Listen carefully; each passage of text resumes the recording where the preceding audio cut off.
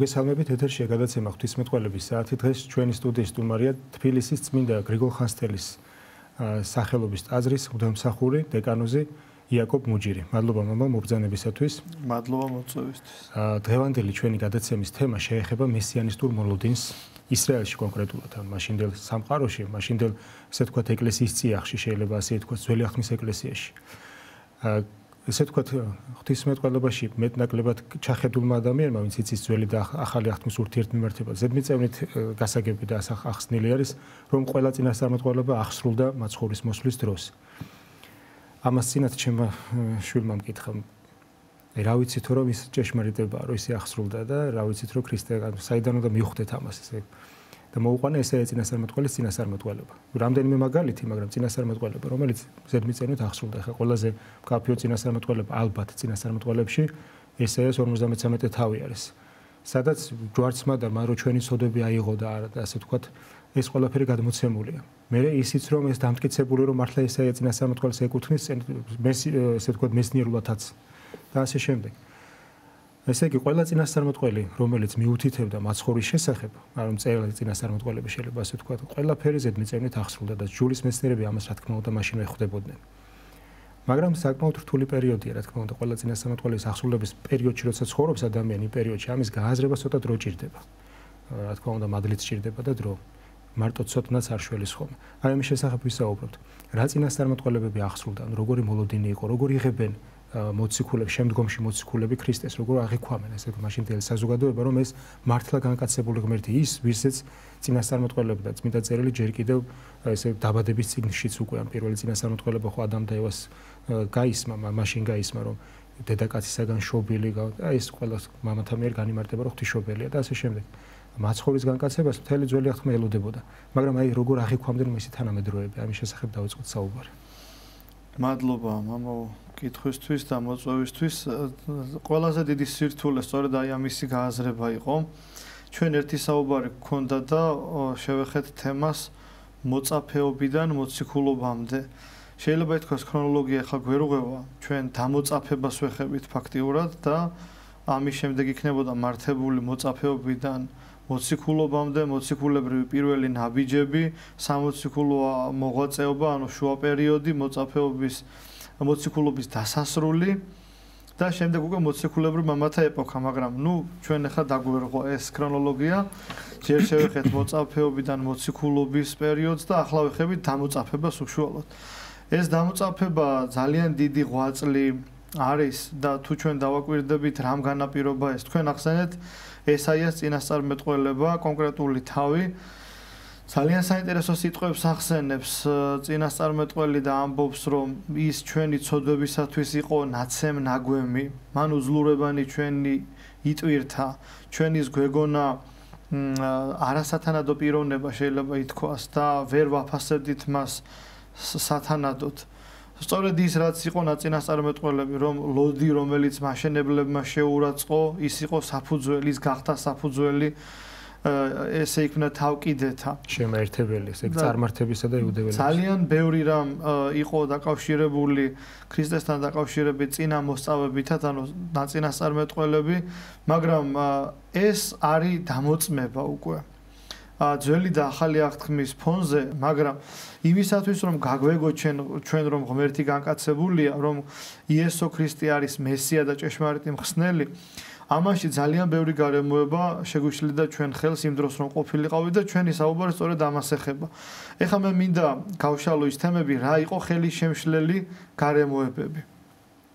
პირველი ის, რომ არაჯანსაღი პოლიტიზირება საკითხებისა ყოველთვის არის ხელის შემშლელი და ცრუ მესიანური იდეა სწორედ აი ამ არაჯანსაღმა პოლიტიკურმა მიმართულებამ წარმოშვა. თვითონ ისრაელიანთა წიაღში, რა თქმა უნდა, ყველასათვის ცნობილია, რომ იყო ბევრი პოლიტიკური და მათ შორის რელიგიურ-პოლიტიკური პარტია, ზილოტები, ანუ მოშურნეები, ფარისევლები, სადუკევლები და აი ამ ასე ვთქვათ რელიგიურ-პოლიტიკურმა ფსევდო დანაპირებმა ბევრი ადამიანი შეიყვანა შეცდომაში. რა იყო ამის მოტივი, რომ ეს რელიგიური და პოლიტიკური გაერთიანებულიყო? როდესაც რეალური პერსპექტივა არ ჩანდა რომის იმპერიის ტყვეობიდან გათავისუფლებისა, აპოკალიპტური შეხედულებები თან ერთვოდა უკვე აი ამ პოლიტიკური პროცესის მოგვარებას და ფიქრობდნენ, რომ ზეციდან გარდამოვიდოდა ანგელოზი და ჩაერეოდა აი ამ საღვთო განგებულებით პოლიტიკურ უსამართლობაში და როდესაც არანაირი ფიზიკური ძალა არ ჩანდა პრობლემის მომგვარებელი, მერე უკვე ასე ვთქვათ ფოლკლორი რელიგიური მოტივაციით იჩენდა თავს პერიოდულად. მაკაბელთა წიგნში ძალიან კარგად არის ასახული ამის შესახებ და ნებისმიერი აი ეს იმპერიალისტური წნეხი, რომ 20 თუ 10 აჯანყებულსაც, როდესაც სისხლში ახშობდა მათ ნებისმიერ მცდელობას, ეს მეტყველებდა იმაზე, რომ ადამიანს უკვე ასე ვთქვათ, იმისათვის, რომ ფარხმალი არ დაეყარა და რაღაცა იდეა და იმედი მაინც ქონოდა, თუნდაც ეოცნება ამ თავისუფლებაზე, უკვე რელიგიური მიმართულებით და ფოლკლორული, როგორც უკვე ვთქვით, შეხედულებით რაღაც აზრს და იდეას წარმოთქვამდა და ამით ანუგეშებდა მის შვილებს, რომ აი ჩვენ თავისუფლები ამ გზით უკვე ღმერთის შეწევნით გავხდებით. სხვათაშორის აი ეს ღმერთის შეწევნა არ იყო ამისი იმედის, ასე ვთქვათ, გაჟღერება უსაფუძვლო, მაგრამ როდესაც პოლიტიკურ მოლოდინს ერთვოდა ეს და პოლიტიკურ კეთილდღეობას, აი ეს იყო დაშვებული შეცდომა უკვე. იმიტომ რომ ყოველთვის ისრაელერი ისრაელერს ეწევა ღმერთი. ისინი ეტლებითა და ისინი ჰუნებითა, ხოლო ჩვენ სახელითა უფლისათა. ეს არის არა მარტო რელიგიური, არამედ თავდაცვითი სლოგანი, შეიძლება თავდაცვის სამინისტროს სლოგანი მაშინდელი იყო ის, რომ დღევანდელი არის ის, რომ გახდე საქართველოს ჯარისკაცი, მაგალითად, შემოუერთდი ჩვენ რიგებს, მაგრამ მაშინდელი იყო ის, რომ ჩვენი წარმატების საფუძველი ღმერთის ჩვენთან ყოფობაა და ჩვენ არაფრის გვეშინია, რაც არ უნდა ტექნოკრატიული მიმდროისათვის განვითარება იყოს, ეტლები და დახვეწილი, ასე ვთქვათ, საშუალება ბრძოლის მიერ მეთოდების განსახორციელებლად ჩვენთან არის ღმერთი და სად წარმართა და იძლიანით მეორე მუხლი ამას ეხება. ჩვენთან არის ღმერთი, სად წარმართა და იძლიანით. ამ ძლევაში პოლიტიკური ძლევაც იგულისხმება და გარდა ამისა მნიშვნელოვანია ის, რომ ჭეშმარიტი ღმერთის მდგენელი ძველი ასე ვთქვათ აღთქმის მოქალაქისათვის და წარმართულ სინამდვილეში მცხოვრები ადამიანისათვის ღმერთის ძლიერება უკავშირდება ამ ქვეყნიურ კეთილდღეობას. მაგალითად პოლითეიზმში ვიცით რომ იყო ჯანდაცვის მინისტრის მაგივრად ერთ-ერთი ღმერთი, რომელიც ჩემ ჯანდაცვას უზრუნველყოფდა. ასევე თავდაცვის მინისტრის მაგივრად იყო დაუშვათ ბრძოლის ღმერთი, მშვიდობის ღმერთი, ნადირობის ღმერთი. აი ეს ღმერთები კრებსითად უზრუნველყოფდნენ ჩემ კეთილდღეობას. პოლითეიზმში, ხოლო ისრაელიანთა წიაღში ერთი ღმერთი, ანუ ჭეშმარიტი ღმერთი, ელშადაი, ანუ საბაოთ უფალი, სხვა შემთხვევაში სხვა საღვთო გამოვლინებით ადონაინისი და სხვა, ასე ვთქვათ, ტერმინოლოგიით ნაგულისხმები ერთი ჭეშმარიტი ღმერთი იყო პრობლემის მომგვარებელი და რა თქმა უნდა ბრძოლაში გამარჯვებელი. აი ესეც ძალიან მნიშვნელოვანია, რომ არ იყო უსაფუძვლო, ისევე როგორც აი მაგალითად ჭეშმარიტი ღმერთის თაყვანისცემიდან შეიძლება ძალიან ადვილად გაუღმართეს ადამიანი და პოლითეიზმში ან თუნდაც ორღმერთიანობაში აღმოჩნდეს და აღმოჩენილიყო.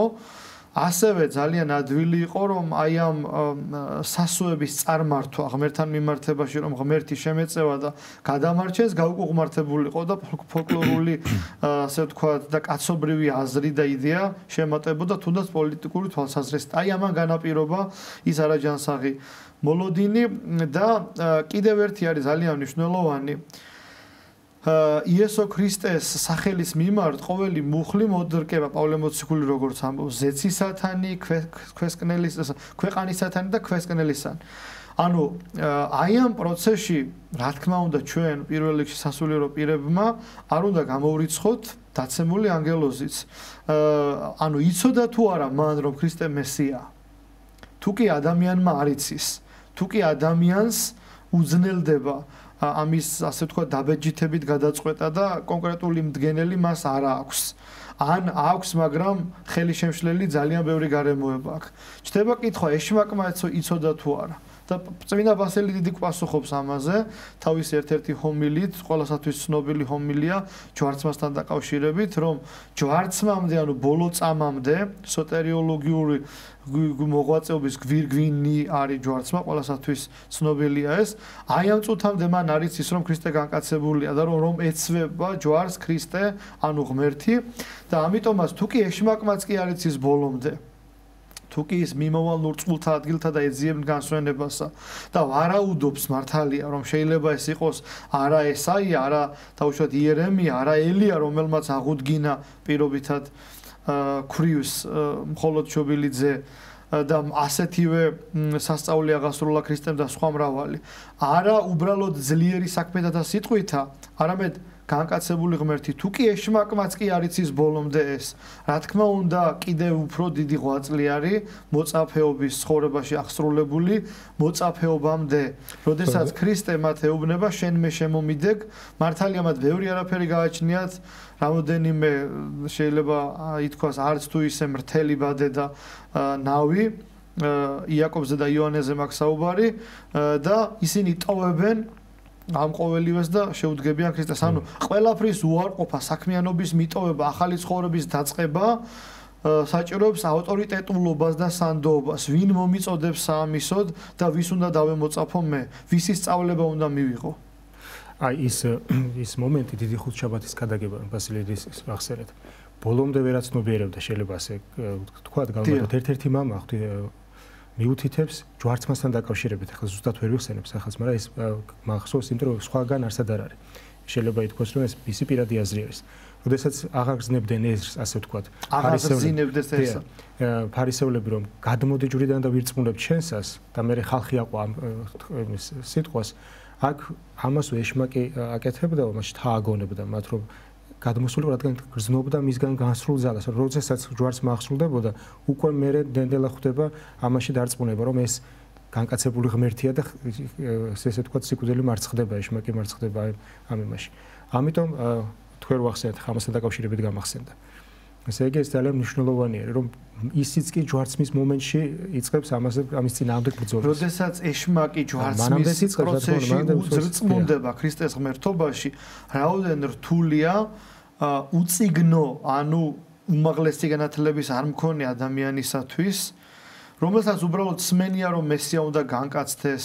შეიძლება ვერ ახერხებდნენ ყოველ შაბათ დღეს სინაგოგაში მისვლას 12-თაგანი ან 30-თაგანი თავიანთი საქმიანობის გამო. ჩვენ ვიცით პეტრე მოციქულის სიტყვა ღამე ყოველი დავშვერით და ვერაი ვიფყართ, ხოლო სიტყვითა ხოლო შენითა ამ ყოველივეს აღვასრულებ და ისევ გავაგრძელებ თევზაობას. აი ის კომპეტენცია, რომ მე მთელი ცხოვრება ვთევზაობ და ქრისტე არ არის მეთევზე, არამედ თავისი პროფესიით არის ხურო. და ხურო მეუბნება, რომ მეორე მარჯვენით კერძოს დევიდ ბადე იგი და მე მთელი ღამის, ასე ვთქვათ, შრომის კვალობაზე მაინც ამას აღვასრულებ. ეს ხო უდიდესი მორჩილებაა, ეს ხო დიდი ავტორიტეტია. რამ განაპირობა ეს ავტორიტეტულობა? ეს არის ერთ-ერთი მიზეზი, რატომ გახდნენ მოციქულები. ანუ ეს ერთი გულწრფელობა მოციქულობამდე რომ დაემოწაფ, ანუ მე იმის წარმოჩენა მინდა ჩვენი დღევანდელი საუბარი რომ მიუძღვნათ იმას, რომ რაოდენ დიდი ღვაწლი იყო ჯერ კიდევ არათუ მოციქულობა, არამედ მოწაფეობამდე მისვლა. დამოწაფება უფრო მეტად რთულია, რა თქმა უნდა. ადამიანის ცხოვრებაში აი ეს ცხოვრების დატოვება და ღვთისადმი შედგომა, რასაც ამბობს მაცხოვარი ხო, რომელსაც უნდა შემონდე. აი ეს შედგომა, ეს პროცესი არის ყველაზე დიდი. ის მოციქულობა უკვე შედეგია ამის, რა თქმა უნდა, დიდი ღვაწლი არის. აი ეს არის, მაგრამ ჭურჭელი რო იყო, აქ ჩანს, აი აქაც ჩანს, რომ ჭურჭელი იყო ადამიანი, იმისი რომ სულიწმინდა დაეტია პეტრე მოციქულის მაგალითთან დაკავშირებით, რომ მთელი ღამე დავშველით, რაც ახსენეთ, რომელი ადამიანი დაემორჩილებოდა, ეხა სხვა. ჩანს რომ პეტრე მოციქული ამ რამოდენიმე ადამიანს აქვს ესეთი მორჩილება, ესეთი გულწრფელი მოლოდინი მესიის და ერთი სიტყვით ემორჩილება, როგორი თვისება ჩანს აქ. ეს თუ არა აქვს ადამიანს ეს ჭურჭელი, იმას ვერ დაიტევდა შემდეგ, რასაც დაიტია მე როგორ მოციქულების დროს. აქ ძალიან მკაფიოდ ჩანს ეს რომ ემორჩილება, რახან შენს თქვი და ჩააგდებს ბატონს. ემორჩილება და გარდა მორჩილების ასევე მნიშვნელოვანია მისი გულწრფელობა და მისი პატიოსნება და კეთილსინდისიერება, რაც რა თქმა უნდა ყველა მოციქულს ჰქონდა ასევე. რომ წარვეთ ჩემგან უფალო რამე თუ კაცი ცოდვილი ვარ. არა ის რომ შენ ჩემთან იყავი და მე ამ გზით სულ თევზი მოვიპოვო. არამედ ის რომ მე არ ვარ იმის ღირსი რომ თუნდაც კეთილდღეობითი თვალსაზრისით წარმატებული ვიყო და შენი მეშვეობით მოვიპოვო ეს კეთილდღეობა მატერიალური. ეს კიდევ ერთ-ერთი ძალიან თვალსაჩინო მაგალითია იმისა, რამდენად დიდი მნიშვნელობა აქვს ადამიანის გულის სიძრფელეს და სული აი მადლი რომ შეეხოს მის გულს და არა მხოლოდ ციგნიერებას. მთელი 500 ციგნით რო ყველაფერი რო წაიკითხოს ადამიანმა წინასწარმეტყველები ცოდნოდა, როგორც ფარისევლები ციგნობრები მთელი მათი ცხოვრება შეადგენდა ჟულის შესწავლას და ამის შესახებ კამაც, მაგრამ შური იმდენად აბნელებს გონებას და ის ცოდვები, რასაც შური ქვია და ასე შემდეგ, ქრისტეს წინააღმდეგ და ამ პარტავნება ის რისგანაც ბევრი რაღაც მოდის, რომ მიუხედავად იმისა, რომ ხედავ ყველაფერი აღსრულდა, მაინც არ გინდა მიიღო ეს, ამას ვერ იღებს შენი შინაგან სამყაროდ. აი ამას ძალიან დიდი მნიშვნელობა აქვს გულწრფელ მაძიებლობას, რომ შემდეგში დაიტიოს, რაც უნდა დაიტიოს, ასე ვთქვათ, მადლი. მართლმადებლური სწავლება, ანუ ღვთისმსულიერი სწავლება ყოველთვის ყურადღებას ამახვილებს იმაზე, რაც თქვენ აღნიშნეთ, რომ გულის მდგომარეობა არის მნიშვნელოვანი. და რატომ ვახსენე ეს? თუ ჩვენ დავაკვირდებით წმინდა წერილს, არა მარტო ქრისტეს განკაცების, ანუ ხორციელი მოღვაწეობის დროს იყო ძნელი მისი დანახვა, რომ ის არის ჭეშმარიტი ღმერთი. არამედ მისი მკვდრით აღდგომის შემდგომაც შეუძლებელი იყო ასე ვთქვათ, შეუიარაღებელი თვალი და არასულიერი თვალით ადამიანს დაენახა ეს, რომ ქრისტე აღდგა მკვდრეთით და რომ მკვდრეთით აღდგარი ქრისტე იყო მათ წინაშე. ამის მაგალითი არის, როდესაც თანაუვიდოდა ლუკას და კლეოპას ემაუს გზაზე და ჭეშმარიტი მდგენელი, ანუ ინდიკატორი იმისა თუ როგორ შეიძლებოდა დაენახათ მოციქულებს მესია მოწაფეობამდე და სამოციქულო პერიოდში წარგზავნის შემდეგ, ანუ ჯვარცმის შემდეგ, როგორ დაენახათ რომ ქრისტე მკვდრით აღდგარია, აი ერთ-ერთი პატარა მინიშნება არის სახარებაში, როდესაც ისინი ამბობენ, რომ ანუ არა გულნი ჩვენი განხურვებული იყვნენ, საოდეს იგი გამოგვითარგმანებდა ჩვენ წიგნთან. ესე იგი გულის მდგომარეობა არის, ასე ვთქვათ, საშუალება იმისა და გულის გაფაქიზება, რომ მე დავინახო, რომ ქრისტე არის თუნდაც მესია და ქრისტე არის მკვდრით აღდგარი ღმერთი. ესე იგი ქრისტე დამოწაფების პერიოდში უკვე მოწაფეები ქრისტეს შეიმეცნებდნენ თავიანთი გულმხურვალებით. ჩვენ ვიცით, რომ ყოველ შაბათ დღეს განყოფთა წიგნს გამოუთარგმანებდა მათ, რომელიმე საკითხავს განმარტავდა ძველი აღთქმის ესაიას, იერემიას და სხვა წინასწარმეტყველებას თუ სხვა ჯულის წიგნებს და ყოველთვის ამოწმებდა, რომ ეს ყოველივე აღსრულდა თქვენს წინაშე, რომ ძალიან ბევრ მართალს წინასწარმეტყველს ძალიან ბევრი წინასწარმეტყველი ლამობდა სულიერ თვალსაზრისით, რომ ეხილა ის, რასაც თქვენ ხედავთ, ანუ ვისაც თქვენ ხედავთ, ესმინა მისი სიტყვა, ვის სიტყვასაც თქვენ ისმენთ, მაგრამ ვერ შეძლეს ეს, ანუ ხორციელი სიცოცხლის კვალობა ამ ხორციელი მოღვაწეობის დროს ვერ შეძლეს, რომ ამ დროს მოსწრებოდნენ. და ყველა მართალი სვიმეონის მსგავსად ვერ გახდა აი ამ დიდებულების თანამოზიარე. და ვერ თქვა აც განუტევებონა შენ. ამიტომ აი ეს პერიოდი მოწაფეობის უკვე დამოწაფებულობის პერიოდი იყო გულმხურვალებითი შებეცნების პერიოდი და ასევე ქრისტეს მკვდრით აღდგომის შემდგომაც ისევ გულით შეიძლებოდა ქრისტეს შემეცნება და ფაქტიურად ისინი ასე ვთქვათ შერცხვენილნი იხსენებენ, რომ როგორ ვერ ვიცანით ჩვენი უფალი, ჩვენი მაცხოვარი, რომელიც განგვიმარტავდა ჩვენ იმ გულის გულმხურვალებით, რომელიც უკვე განცდილი გქონდა და რომელიც მხოლოდ მასთან ანუ ღმერთთან იყო დაკავშირებული.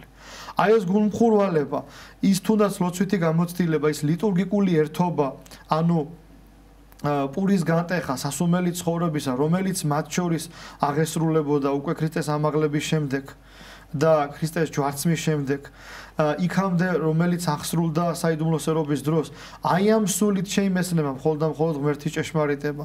თუნდაც ჩვენი ხორციელი თუ სულიერი შვილები, რომლებიც ჩვენ გვეკითხებიან, მეც ჩემი შვილიც 13 წლის არის უფროსი და მსგავსი კითხვა გაჟღერებულა მისი მხრიდან, ასევე სხვა ადამიანების მხრიდან, თუნდაც დასრული ადამიანების, ინტელექტუალური ადამიანების, ძალიან მაღალი, ასე ვთქვათ, აკადემიური განათლების მქონე ადამიანები, ყოვლადწმინდა ღვთისმშობლის ქალწულობის შესახებ, ქრისტეს აღდგომის შესახებ, როდესაც გვეკითხებიან, შეუძლებელია მხოლოდ კვირის წირვის შემდეგ სკამზე მსხდომარეებმა ჩაისთან განმარტოთ თუ როგორ არის ქრისტე ღმერთი, თუ ის წირვაზე არ მოვა და არ ეცდება რომ მისი გული იყოს მზაობის მქონე, რომ ეს განიცადოს.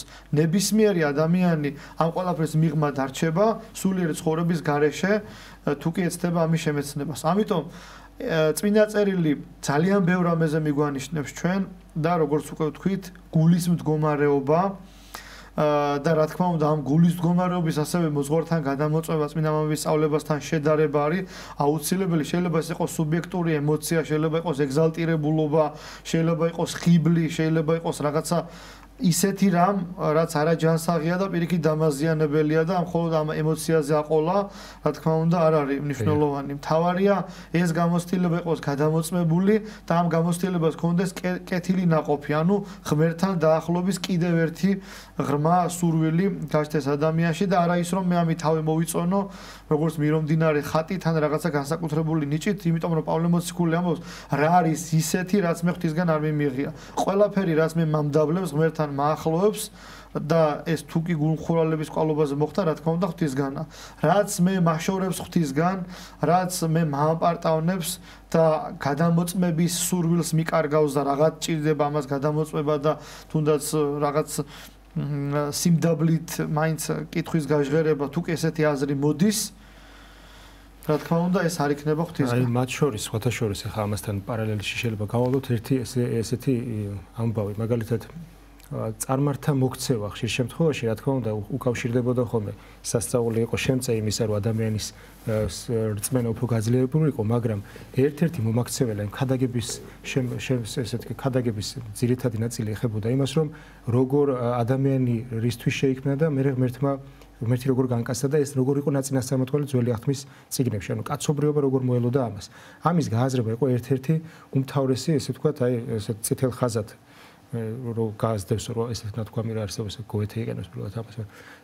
წითელ ხაზად გაზდევდა ხოლმე ყველა ქადაგებას აი მაშინდელ საუკუნეებში და დღესაც ესე არის.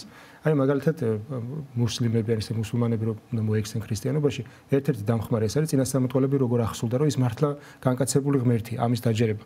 მაგრამ ხშირად ხდება როცა აი თქვენ რო გულის მდგომარეობა შეეხეთ, თუ გულს აი ეს არ ეხება მადლი, თუ ადამიანი გულწრფელი არ არის და ისი არის გამომეძიებელი, ანუ გულწრფელად გამომეძიებელი, თუ ის აუცილებლად მას ღმერთი შეეწევა და მივა სწორ პასუხამდე. ამის არაერთი მაგალითი ეკლესიის ისტორიაშიც და თანამედროვე ცხოვრებაშიც ბევრი შეიძლება შეგხვდეს. მაგრამ როდესაც პაექრება ხდება ხოლმე, ესე იგი დაპირისპირება სხვადასხვა რელიგიებს შორის, მე მომისმენი ესეთი აზრი. მაგალითად განუმარტავს მართლმადიდებელი მოძღვარი ან ღვთისმეტყველი როგორ ახსულდა ეს ყველაფერი, როგორ განიმარტება მაგალითად რომელიმე დოგმატი იქნება ეს თუ რომელიმე წინასწარმეტყველი, რომელიმე მამის მიერ ან მამათა ერთობლიობით, ან რომელიმე კრების დადგენილებით და ასე შემდეგ და ის პასუხი იყო ასეთი, რომ ეს შემდეგი განმარტება, ესე იგი რაღაცა ბერძნულ სამყაროში, ფილოსოფიაში წარმოქმნილი ცდელობა იმისა, რომ ბიბლიაში მიჩვენეთ მუხლები კონკრეტული მუხლები როცა ეძებს, ამასაც იპოვის ადამიანი. პირველად ესეთი განმარტება ხო სიმბოლური ქმედების ჟღერდება თავად მაცხოვრის მიერ, რაც სახარებაში აღწერილი. იონას მაგალითს რო აღწერებს ქრისტე რომ ის პირდაპირ მეანიშნებს იესო ქრისტე იონას 3 დღე მუცელში ყოფნა, ქრისტეს 3 დღე საფლავში ყოფნას წინასწარმეტყველება იყო. ანუ პირველი ესე ვთქვათ ამგვარი განმარტება თვითონ ქრისტეს მიერ და ასეთ ბევრია კიდევ ახალ აღთქმაშიც. აქ რისი თქმა მინდა, როდესაც ადამიანი გულწრფელი მაძიებელი არის და მოპაიქრე არის, ოღონდ იმ გაგებით რომ დაგამარცხოს. ანუ მისი მიზანის კი არა ჭეშმარიტებაში დაგამარცხოს. აქ ჩნდება 1000 თავის გასამართლებელი არგუმენტები. მაგრამ აი კაფეო მაგალითი მაცხოვარი თვითონ ამბობს რომ ეს წინასწარმეტყველება იყო სიმბოლური ქმედა პირდაპირ მაცხოვრის 3 დღე. ასე რომ აი ეს გულის მდგომარეობას უდიდესი მნიშვნელობა აქვს და გულწრფელობას აქვს უდიდესი მნიშვნელობა. შეიძლება ადამიანი არასწორი აზრი ჰქონდეს, მაგრამ თუ გულწრფელი ის აუცილებლად ღმერთი მის გულს შეეხება და გამოასწორებს. გული შემოსრული და სული შემოსრული, რაც ფსალმოთა ჭეშმარიტი. რომელსაც ღმერთი არ შეურაცხყოფს. ამ შეურაცხყოფაში რა იგულისხმება, რა თქმა უნდა, ღმერთი არაფერს არ შეურაცხყოფს და შეიძლება თარგმანი, შეიძლება სხვაგვარადაც გავაჟღეროთ, არ უგულებელ ყოფს ასეთ გულს. არ უგულებელ ყოფს ნიშნავს, რომ თეოფანიის უარყოფა მისი მხრიდან არ მოხდება, ანუ ღმერთის მხილველობა.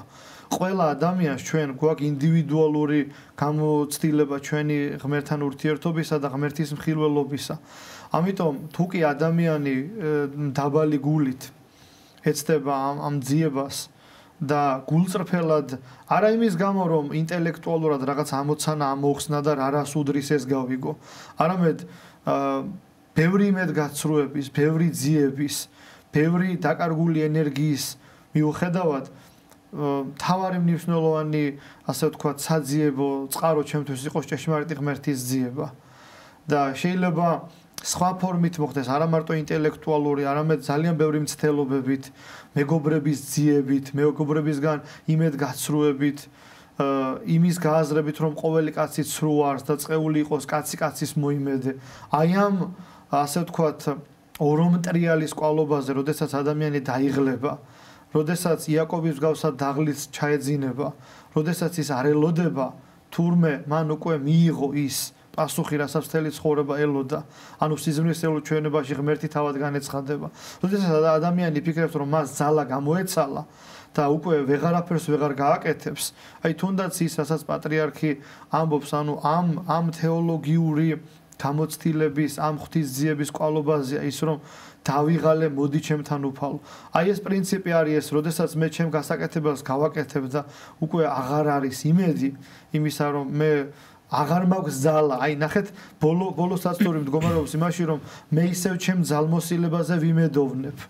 ძალა აღარ მაქვს და ამიტომ ვეღარ ვიპოვი და მე მეშინია, რომ ამ ძალა გამოცდილების კვალობაზე ძიებას ვეღარ ვაგრძელებ, მაგრამ საღვთო პრინციპი ასე არ მოქმედებს, როცა მე ძალა გამომელია, მაშინ მოდის ღმერთი. ანუ მე მაქსიმალური გავაკეთე და გულთამხილველმა ეს იცის.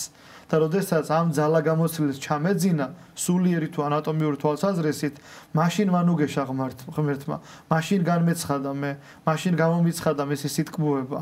ამიტომაა ფსალმუნში, რომ გოლეულზე უფრო ტკბილი ხარ შენ ღმერთო და ყველაფერზე უფრო ძვირფასი ხარ შენ ღმერთო. აი ეს გამოცდილება დავით მეფსალმუნეს ჰქონდა და პოეტურად და ლამაზად გადმოგვცა. ჩვენ რა თქმა უნდა, ყველაფერი ღვთისგანა, ის ნიჭიერება პოეტური, რომელიც დავითმა ჩვენ ასე ლამაზად გადმოგვცა, ნიჭიერება ღვთისგანა, მადლი, რომლითაც ამეტყველდა, რომლითაც ასე ვთქვათ, თანაეზიარა საღვთომაც სულიწმინდისგან არის, ანუ ყველაფერი ღვთისგანა დავითის მოქმედებაში და მოღვაწეობაში, რაც საღვთო გამოვლინებას და გამოცდილებას უკავშირდება, ანუ ღმერთთან ურთიერთობის გამოცდილება ასე ლამაზად და ასე კარგად არავის გადმოუცია. მართალია იობის წიგნშიც არის პოეტური პასაჟები, სიბრძნის მეტყველება, ღმერთთან ურთიერთობა, საღვთო განგებულების ძიება, მაგრამ იქ თითქოს და დაუსრულებელი პროცესია. ვეძებ, ვიტანჯები და კითხვის ნიშნები ჩნდება. როგორ და რაგვარად დაგვირგვინდება ეს ჩემი მოღვაწეობა. ეს უფრო ნეოფიტური ტკივილია, მაგრამ დავითის მოღვაწეობა არის გვირგვინი და ასე ვთქვათ, განსრულებული მოღვაწეობა. მე ვწვალობ, მე ვიტანჯები, მაგრამ ვიცი, რომ ამ ტანჯვის და ტკივილის გვირგვინი არის ღმერთის ხილვა, ღმერთის შემეცნება და მისი სიტკბოების თანაგანცდა. და აი ამ გამოცდილებით, რა თქმა უნდა, ფსალმუნთა წიგნი უფრო დიდია და უამრავი თუ დავაკვირდებით, ასე ვთქვათ, პრაქტიკული თვალსაზრისით და არა მარტო ფსალმუნთა წიგნი, არამედ ყველა ძველი და ახალი აღთქმის წიგნი, განსაკუთრებით ძველი აღთქმის წიგნები, უამრავი პრაქტიკული სწავლებით არის გაჯერებული. ანუ პრაქტიკული ყოფა ცხოვრების წარმართვა, დაგეგმარება, სახელმწიფო გეგმარება, ასე ვთქვათ, ვინ უნდა წასულიყო ბრძოლაში და ვინ არ უნდა წასულიყო, როგორ უნდა ყოფილიყო კეთროვანის, ასე ვთქვათ, ყოფა სნეულების პერიოდში და განკურნების შემდეგ, ვინ უნდა ჩართულიყო ამ პროცესში და ვინ უნდა ყოფილიყო მდგენელი იმისა, რომ ის განკურნებულია, როგორ უნდა მოქცეულიყო დაუშვათ ბატონი, რომ მისი, ასე ვთქვათ, ავტორიტეტი არ დამცრობილიყო მხევლის თვალში, მაგალითად სარასა და აგარის მაგალითზე ჩანს, როგორ უნდა გამოვასწოროთ დედმამიშვილებშიც კი ბულინგის პრეცედენტები და საცდური, ისმაილის და ისააკის მაგალითად, ყველაფერია წმინდა წერილში. როგორ შეიძლება დაუშვათ მემკვიდრეობის გამო გადაემტეროს ძმა-ძმას, ესავი და იაკობის მაგალითზე, როგორ შეიძლება ადამიანმა ძალიან დიდი სტრესი განიცადოს ცხოვრებაში, ერთი რაიმე დიდი მოვლენა აღასრულოს და ამის შემდეგ უმოქმედო იყოს ფაქტიურად და ყოველთვის, ასე ვთქვათ, ამ დიდი ღვაწლის გათვალისწინება აუცილებელი და თანა შეწევნა მისი ისააკის მაგალითზე, როდესაც ყველაზე დიდი მან აღასრულა მორიას მთაზე ნებით ასვლა მამასთან ერთად და ამის შემდეგ ცოლიც კი ვეღარ მოყავს და ცოლი მოყავს აბრაამის მსახურს მასთან. აი ძალიან ბევრი მაგალითია წმინდა წერილში, როგორი მნიშვნელოვანია დაუშვათ გენდერული თვალსაზრისით რაღაც მოვლენა ადამიანისათვის, შვილიერება რომ ყველაზე მნიშვნელოვანია ქალისთვის ვიდრე მამაკაცისთვის, როგორი პაექრობა იყო, ასე ვთქვათ, ცილასა და ბალას შორის. Prostorат იმ ცოლებთან მიმართებაში, რომელი 4 ცოლიც არის ნახსენები ძველ აღთქმაში. პირველი 2 ცოლიანი მამაკაცი არის ლამექი, ცილა და ადა და შემდეგ არის 4 მანდილოსანი ნახსენები, რომელიც შვილიერებაში, ასე ვთქვათ, თანაშე ეწევა რაქელს და ლეას და მათი მხევალი ქალები ზილფა და ბალა. აი ეს ადამიანები როგორი პაექრობით გამოირჩევიან, როგორ ფიქრობს რომ აი ახლა მე მომხედა ღმერთმა, შვილიერი გავხდი და გავდიდდები ჩემი ქმრის თვალში და ჩემი ქმარი უფრო მეტ პატივს მომაგებს მე, როგორ ამპარტავდება აგარი იმის გამო რომ შვილიერი გახდა და ეს შვილიერება ჯერ კიდევ დაბრკოლებული აქვს სარას და როგორი დიდი ორიენტირი არის, ასე ვთქვათ, შვილიერება მათთვის.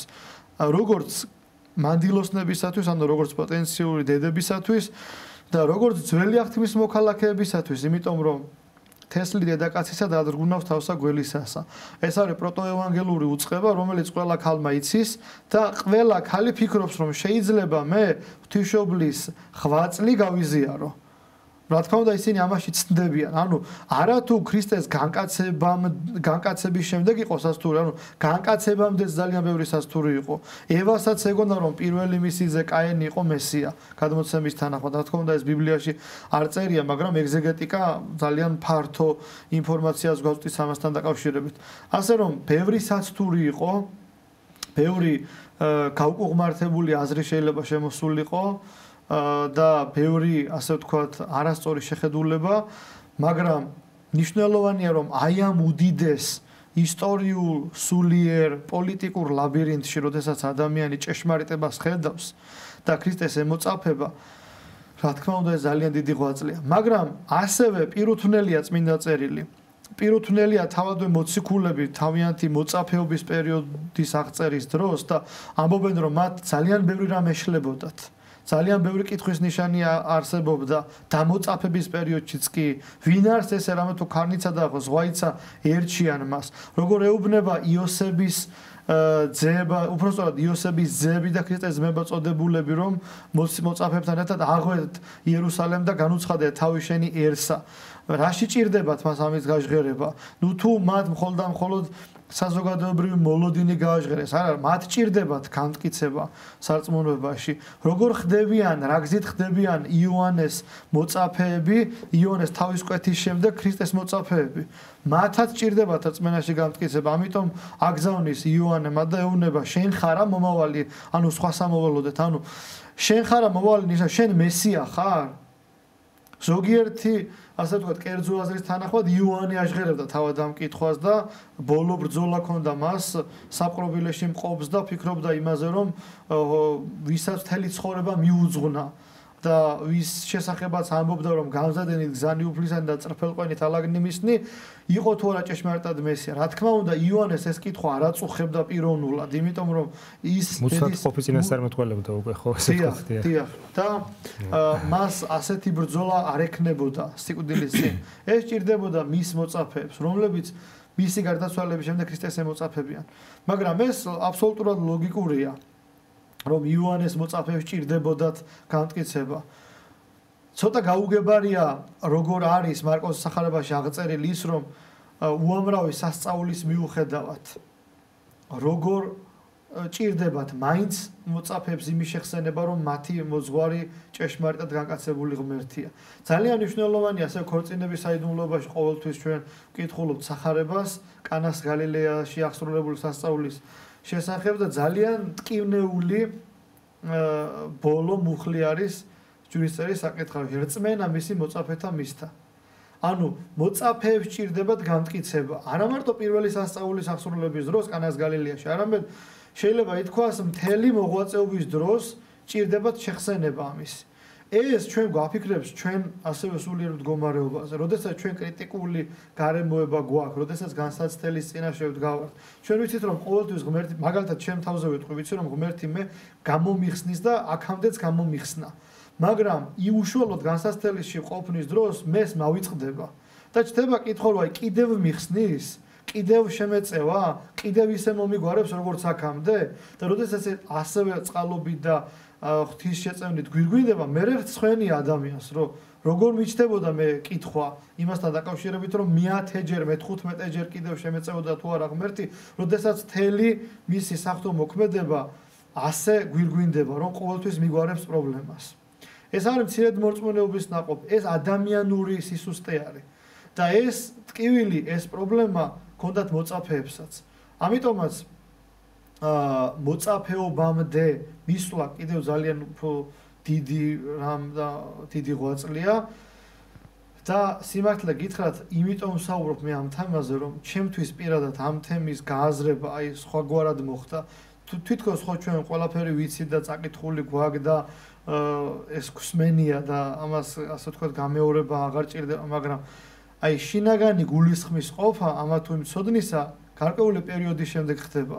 პირადად ჩემ ცხოვრებაში ამის გააზრება, რომ დამოწაფებაც კი უდიდესი ღვაწლია და შემდეგ არის უკვე მოწაფეობიდან მოციქულობის პერიოდი და სხვა მრავალი მოღვაწეობითი ფორმა, რაც მათ მიერ აღსრულდა, სხვაგვარად გაცოცხლდა. ამიტომ ყველაზე აქტუალური ჩემთვის ეს თემა იყო, ალბათ ჩემი შინაგანი მდგომარეობიდან გამომდინარე. რამდენიმე ცოცხალი მაგალითი მოიყვანეთ მომავალ თქვენ სულის და გულის მდგომარეობასთან დაკავშირებით. აი ეს გულწრფელობა საჭირო არის და ასე შემდეგ და ასე შემდეგ. იქ განსაცდელები ახსენეთ. სხვათა შორის ერთ-ერთი მღვდელი პირად საუბარში განმანდო ესეთი მდგომარეობა, რომ ღმერთმა მასზე დაუშვა, ასე ვთქვათ, გარკვეული განსაცდელი რა სახით, რომ მას რაღაცა ანალიზები გაიკეთა და შეცდომით უცხეს ძალიან მძიმე პასუხი. და იმდენად დიდ მასში სასუთრკვეთილებაში ჩამაგდო ეს უძლურებაში.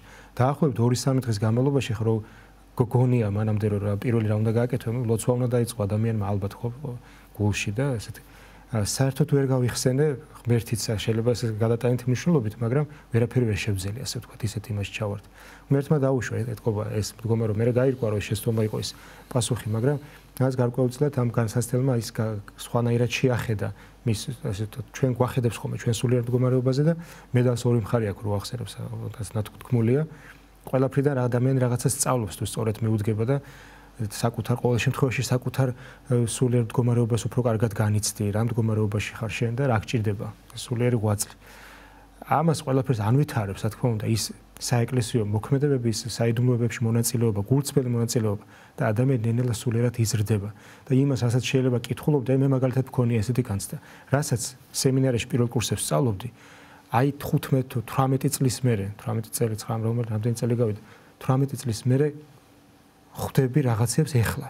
თავიდან რო კითხულობ, სულ სხვანაირად უყურებ ეხლა ბევრ რამეს. ბევრ რამის დატევნა ჩემთვის იყო მაშინ შეუძლებელი. ფაქტობრივად მიუხედავად იმისა, რომ მეგონა რომ ის რაც წავიკითხებ, უფრო კარგად მესმოდა. ხანდახან თვითონაც ხვდებოდი, რომ წინასწარ თითქოს ამაზე პასუხებიც ვნახავდი მე, ასე ვთქვათ, განმარტებებში, ვაემთხოვოდა, შეიძლება ხშირ შემთხვევაში ხდება ხოლმე ესეთ რაღაც, მაგრამ უფალი, როცა მიდის ეს სულიერი ცხოვრება, გადის წლები და მე როცა გულწრფელი მაძიებლობა არის, ასე ვთქვათ, ეს არის აუცილებელი. ახსენეთ. მე მინდა გადაცემა შევავსოთ კიდევ ასევე რადგან მესიანისტურ მოლოდინზე ვსაუბრობთ, კიდევ უფრო მკაფიოდ გამოთქვათ, რამდენიმე შეიძლება, რასაც მოვასწრებთ. მესიანისტური წინასწარმეტყველებები. ანუ ის რაც დაწარსებულად იქადაგებოდა კი არა, მხოლოდ ის რაც წმინდა წერილში დაწერილია და განმარტებულია, რა თქმა უნდა, მამათაშის მიერ ეს როგორ ახსულდა ყველაფერი, მაგრამ აი ის რაც ყველაზე მკაფიოა, შეიძლება აი ესაა წინასწარმეტყველი ვახსენოთ და სხვა და სხვა. აი რამდენიმე წინასწარმეტყველება უფრო როგორ ახსრულდა მაცხოვრის შესახებ, რომ ის უნდა განკაცებულიყო, ჯვარზე უნდა ესე ყოფილიყო მისი ჯვარცმა და ამით მომხდარიყო ჩვენი გამოხსნა, ეს ყველაფერი როგორ იყო წინასწარმეტყველები და როგორ ახსრულდა, ასე ვთქვათ. მახარებელთა თხრობას თუ დავაკვირდებით, ძალიან ბევრჯერ არის ნახსენები შობიდან ჯვარცმამდე და აღსრულდა თქმული იგი წინასწარმეტყველის მიერ და ძალიან ბევრჯერ არის ესაია წინასწარმეტყველის მიერ. პირველი რა თქმა უნდა უკავშირდება შობას, რომ ქალწულისაგან იშვებოდა ღმერთი, რომ მისი სახელი იქნებოდა ემანუელი, რაც ნიშნავს ღმერთის ჩვენთან ყოფობას. ასევე ძალიან მნიშვნელოვანია წმინდა წერილის სიტყვები ეგვიპტით უწოდე ძესა ჩემსა ამისთვის აღვამაღლო იგი. ეს არის გახსენებული მაშინ, როდესაც უკვე შობის შემდეგ ქრისტეს მის ასე ვთქვათ ყოვლადწმინდა დედასთან ღვთისმშობელთან ერთად და მამაწოდებულ იოსებთან ერთად უწევს სიულტოლვა, ანუ ასე ვთქვათ გადაადგილება, მიგრირება ჰეროდეს სასჯელისგან ასე ვთქვათ. და ეგვიპტით უწოდე ძესა ჩემსა, ანუ ეგვიპტიდან მოუხმობ ჩემ ძეს და იგი ამაღლდება. ერთი სანამ ამას ესე იგი რახან ეგვიპტეში უკვე ჩვენ ვახსენეთ შობის შესახებ ანუ რაც მანამდე ახსრულდა და რაც გაიკითხა ჰეროდე ასე ვთქვათ ანტიპამ ვინ იყო ეს მეფე როცა გაიგო მოგებისგან რომ მეფე იშვა ისრაელში და შეშინდა რომ თითქოს კონკურენტი ხო არ მყავს და გაიგო რა წინასწარმეტყველება მიქეასი რომ განუმარტეს მას რომ ბეთლემში უნდა ანუ ესეც ნაწინასწარმეტყველები იყო ამის მერე ხდება იმიტომ ახლა გამახსენდა უბრალოდ ვახსენ დიახ იმიტომ ვახსენ რომ ბეთლემიც კი ნახსენებია იქ და იქ სხვა სახელითაც მოიხსენება რაც ეწოდებოდა მას და ამასაც კიდე თავის სულიერი შინაარსი აქვს მაგრამ მერე ხდება ეგვიპტეში ესეთი სილტოვა ასე ვთქვათ განრიდება გარდა ამისა ახლა გამახსენდა რომ ვახსენეთ მომავალი რა თქმა უნდა უკავშირდება მესიას ანუ ძალიან ბევრი ტერმინია რომელიც ასევე ქრისტესთან არის დაკავშირებული დიდი საზრახვისა ანგელოზი მაგალითად და ბევრი უწყება რომელიც ღმერთთან დაკავშირებით იყო ნახსენები შეიძლება ესეთი ზედმიწევნითი თეოლოგიური განათლება არ ქონოდა ადამიანს მაგრამ მას უნდა წაეკითხა საღვთო-მოღვაწეობაში ის რომ ქრისტე განკაცებულია რომ ნაზარეველი ეწოდებოდა რომ მის კვართზე განიგდებდნენ წილს რომ ვითარცა ზაღლნი გარემომადგეს მე ჯვარცმის შესახებ არის ნაუწყები ესაია ამბობს რომ როგორც კრავი კლვად მიიგوارა წინაშე მრისველისათვის ისა უხმობელი არ აღაღებს პირსათვის აი უამრავი რამ იყო ნაუწყები ვახსენოთ მაყურებლისთვის კარგი იქნება და მრევლისთვის ზოგადად რომ ეს ვითარცა ცხოვარი კლად მიიგوارა ეს წინასწარმეტყველება არის მაცხოვრის ჯვარცმაზე პირდაპირ კაფიოთ რომ გამოხატავს მაგრამ მსხვერპლი გაიყო კაცობრიობისათვის და ეს სიტყვები ამ სიტყვებს იმეორებს ღვთელი კვეთის დროს ანუ მაშინ როდესაც მრევლი გარეთ დგას და არ იცის იმიტომ რომ საკურთხევლის დაფარულია დღევანდელ ტაძარში ამ დროს აღესრულება და წინასწარმეტყველება რომ ამაზე მიანიშნებს ის ტარიგი რო იკვეთება რითიც მე ჩვენ უნდა გარდაარსდეს და ჩვენ ვეზიაროთ ქრისტეს სილსა და ხორცს ეს სიტყვები ესე წინასწარმეტყველი სიტყვები იქ ხდება გამეორებული ასე რომ წირვა ეს ლიტურგია ძალიან ავსებს ასე ყველაფერი გადმოცემულია ლიტურგიაშიც ადამიანი თანამონაწილეობს ამას დენდელას სწავლობს რა ხდება როცა ლიტურგიაზე ესწრება ყველაფერს ასე ვთქვათ იმ გონებაშიც და სულიერადაც თანადება და ეხმიანება ისე ამ ისტორიას რაც მისთვის ახსრულდა შეგაწყვეტინეთ მაგრამ ნახან ვახსენეთ ესე მინდა და რომ ამეშგერებინა კვეთა ასევე იწყება ამ სიტყვებით მოსახსენებლად უფლის საფრთხისა და მაცხოვრისა ჩვენისა იესო ქრისტესა და მე რა თქვენ ახსენეთ ტარიგი ანუ მთავარი სეფეპური ასე ვთქვათ იკვეთება იმისათვის რომ შემდეგ მოხდეს გარდასახვა და იკვეთება სწორედ აი ამ სიტყვებით რაც ჩვენ ვახსენეთ ესაიას წინასწარმეტყველება არის გახსენებული და ყველაფერი ღვთისმსახურებაში თქვენ რა თქმა უნდა კარგად მოგეხსენებათ დაკავშირებულია წმინდა წერილთან თუნდაც დაფარნის ასე ვთქვათ ლოცვა დაფარნა ცანიშვენიერებებან შენმა და დაადგრა ვარსკვლავი ადგილსამა სადაც იყო ყრმა იგი ყველაფერი უკავშირდება შობას უკავშირდება ქრისტეს და რა თქმა უნდა უპირველეს ყოვლისა ლიტურგიული მსახურება არის ქრისტოსცენტრული და აი ამ სიდიადეს რომელიც წმინდა წერილს უკავშირდება და თანაზიარია ძველთა ახალ აღთქმასთან დაკავშირებულია მასთან ამიტომ აუცილებელი ლიტურგიკული განმარტება სამრევლო ცხოვრებაში და მათ რომ ეს ყველაფერი იცოდნენ. მე მსურს კიდევ ახსენო ფსალმუნთა წიგნი, რომელიც ძველი აღთქმიდან მოყოლებულია, დავით მე ფსალმუნიდან ავტორიდან ასე ვთქვათ, ამ წიგნის ამ საგალობლების მოყოლებული ეს სადღეხამისო მსახურების ლიტურგიკული ძირითადი ნაწილია, ასე ვთქვათ და ფსალმუნთა წიგნში არაერთი, არამედ შეიძლება რამდენიმე ათეული, 20-ზე მეტი პირდაპირ წინასწარმეტყველება მესიაზე და ჯვარცმაზე.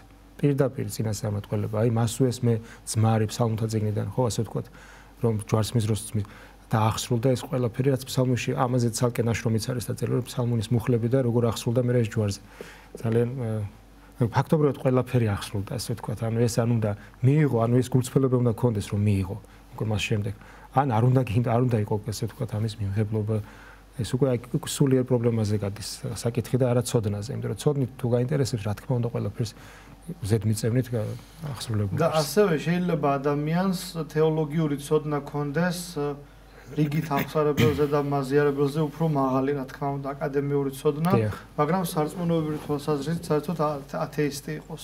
კონდეს შეიძლება რიტორიკა, შეიძლება დიდი ცოდნა, მაგრამ სარწმუნოებრივი მდგომარეობა აბსოლუტურად სხვა მდგომარეობა, სხვა ნიჭია ასევე მაგრამ ეს არ არის ის ნიჭი, რომელიც შეიძლება ვიღაცას მიემადლოს და ვიღაცას არ მიემადლოს.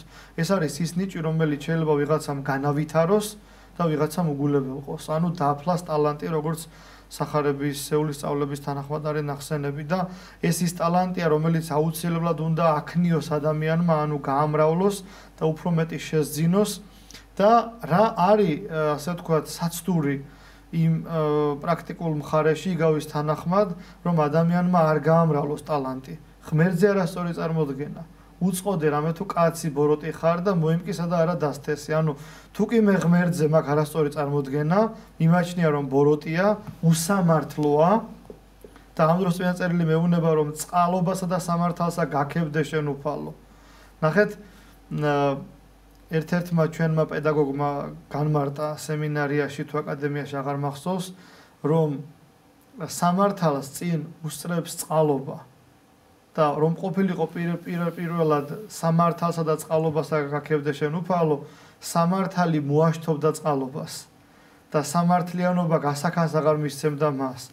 რადგანაც წყალობა სამართალს უსწრებს წინ, ეს კაცთმოყვარებითი სამართალია და ეს არის ძალიან მნიშვნელოვანი. და ეს არის ღმერთზე სწორი შეხედულება და სწორი წარმოდგენა, რომ კაცთმოყვარია და ჩვენ ამას ვამბობთ წირვის დროს, რამე თუ სახიერი და კაცთმოყვარე ღმერთი ხარ და ვიდრე დაუშვათ ტრადიციულად ამაზე გვიპასუხებდა გუნდი, იქამდე უფრო ადრე უწინარესად პასუხობდა მრევლი. ანუ მრევლი ამოწმებდა, რომ ჭეშმარიტად სამართლიანია, კაცთმოყვარია და მოწყალია ღმერთი. მაგრამ თუ მე არასწორი წარმოდგენა მაქვს ღმერთზე, მივიჩნევ, რომ ღმერთი მოიმკის იქ, სადაც არის თესავს და არ არის კეთილი და მოწყალე.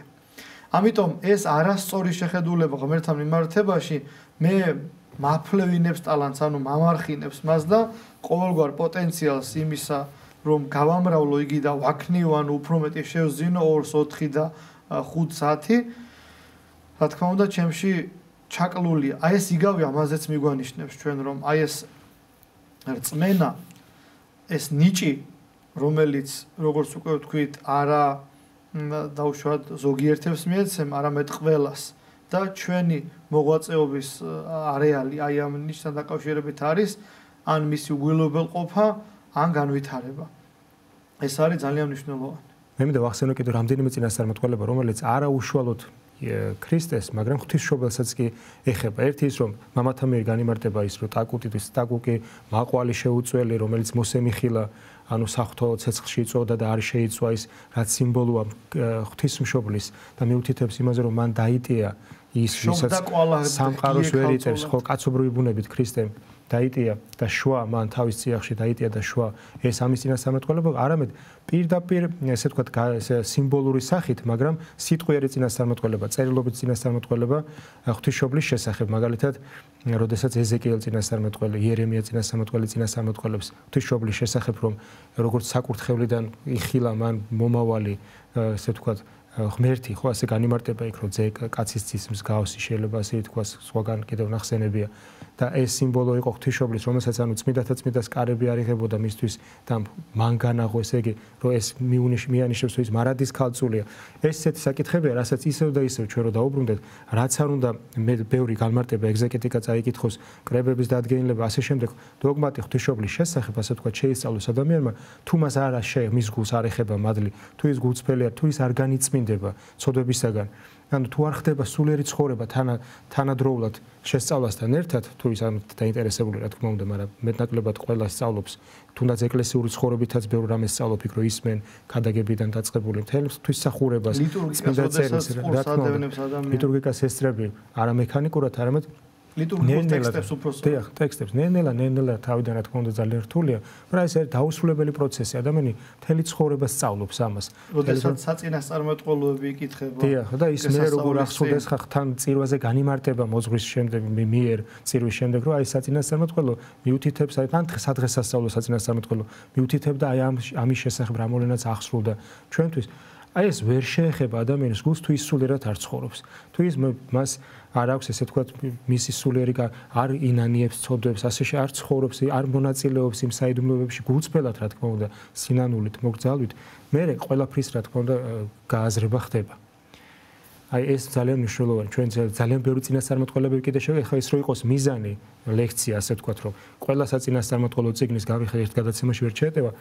ეს კურსია, რა თქმა უნდა, უშუალოდ მესიის და ღვთისმშობლის შესახებ, მაცხოვრის და ღვთისმშობლის შესახებ ზედმიწევნითაც შეიძლება და ეს ჩამოგვეთვალა, მაგრამ რამდენიმეც საკმარისი არის და თუ ეს ძალიან აცოცხლებს, ასე ვთქვათ, ადამიანის რწმენას ქრისტესთან მიმართებით. ასე რომ ძალიან მნიშვნელოვანი არის არა მხოლოდ სულიერი ცხოვრება, ამ სიტყვის ფართო გაგებით, და ეკლესიური ცხოვრება, იმიტომ რომ ეკლესიაში ხდება ჭეშმარიტი შეხვედრა იმ მადლთან, რასაც უნდა ეზიაროს, იქ ხდება ამ საიდუმლოების აღსრულება, რასაც უნდა რაც არის აუცილებელი და საჭირო ადამიანის გაღმრთობისათვის, ადამიანის დაბრუნებისათვის იმ წიაღშირის, სადაც ის შეიქმნა, რისთვისაც ის ანუ ღმერთთან თანამყოფობისათვის. და შეგვეციოს ღმერთი, რომ ამის გარეშე, რა თქმა უნდა, წიგნიერება მხოლოდ არ შველის ადამიანის შეცნობას და ცნობას და ღმერთთან შეხვედრას არ შველის, რა თქმა უნდა, მხოლოდ და მხოლოდ შეუძლებელია ეკლესიური ცხოვრების გარეშე ეს მოხდეს. მადლობას მოგახსენებ იაკობ მობრძანებისათვის, საკმაოდ მნიშვნელოვან თემაზე საინტერესო საუბრისათვის. მაყურებელს შევახსენებ, რომ ჩვენი სტუმარი ბრძანდებოდა დეკანოზი იაკობ მუჯირი, დროებით გემშვიდობებით მომავალ შეხვედრამდე.